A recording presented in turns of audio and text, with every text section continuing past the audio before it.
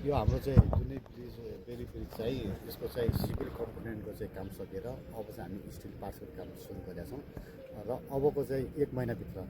आजको दिनदेखि लिएर यो असार 20 गतेसम्म चाहिँ हामीले चाहिँ एसेम्बल गरेर जुनै बेली ब्रिज चाहिँ सम्पन्न गर्ने लक्ष्यका साथ आज चाहिँ अन्तिम चरणको सामान चाहिँ हाम्रो चाहिँ आइपुगेको छ र केही सामान अलिकति बाँकी छ त्यसको पनि हामी म्यानेज गर्दैछौँ र निर्माण पक्षलाई चाहिँ हामीले चाहिँ तुरुन्त चाहिँ 1 हप्ताभित्र बाँकी रहेको चाहिँ स्टिल पार्ट चाहिँ दुनैमा ल्याइदिनु अनुरोध गरेका छौँ किनभने दुनैमा अलिकति क्रिटिकल छ किनभने भेरीको भाव बढ्यो भने यसले के अवरोध गरिदिन्छ भन्ने जनमानस र अफिसको पनि चाहिँ अलिकति चिन्ताको विषय भयो हुनाले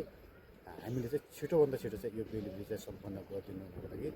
त्यही अनुसारको रात दिनै चाहिँ काम गर्नुहोस् भनेर चाहिँ हामी पछिलाई चाहिँ निर्देशन दिएका छौँ र समग्रमा चाहिँ कार्यालय पक्षबाट भन्नुपर्दा यो डेलिभरी चाहिँ